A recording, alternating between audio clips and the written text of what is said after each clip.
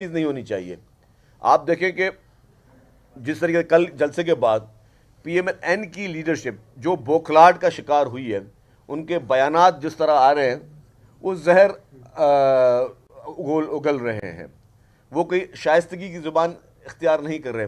कभी हमें एहसन इकबाल साहब तड़ियाँ लगा रहे हैं, कभी इनके दूसरे लोग हमें तड़ियाँ लगा रहे हैं। देखिए जी, आप अगर समझते हैं कि पीपल्स पार्टी को आप तड़ियाँ लगा के सियासी मुखालफिन उसको डरा धमका सकते हैं, पीपल्स पार्टी डरने धमके वाली पार्टी नहीं है। पीपल्स पार्टी बढ़ के किसी ने कुर्बानियाँ नहीं दी। हाँ, मुश्किल हालात में पीपल्स पार्टी की लीडरशिप पाकिस्तान में रह के उन्होंने अपनी तमाम मुश्किलात का सामना किया है। पीएमएल की लीडरशिप की तरह मुआहदे करके मुल्क से कभी बाहर नहीं गए या झूठे बहाने करके मुल्क से बाहर कहीं बाहर नहीं गए।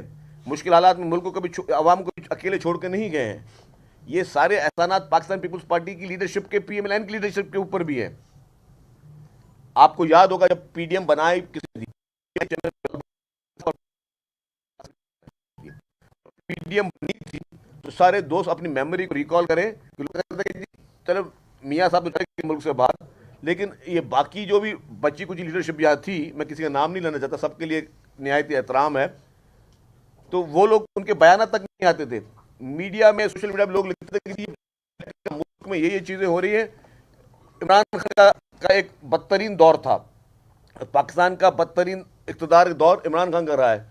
उस बदतरीन इक़्तिदार के दौर में जब लोगों के ऊपर जुल्म हो रहा था, पीएमएल की लीडरशिप खामोश थी, चुप थी। वो प्लेटफॉर्म पीडीएम का उनको चेयरमैन बिलावल भुट्टो जरदारी साहब ने दिया कि आए ताकि आपको बोलने का मौका दें, हम आप किसी डर और खौफ में मुब्तला, आपका खौफ निकालें। वो खौफ निकाला पीडीएम के जरिए, वो पाकिस्तान पीपल्स पार्टी ने निकाला। और फिर देखा फिर क्या किया उन्होंने, फिर उन्होंने वही किया।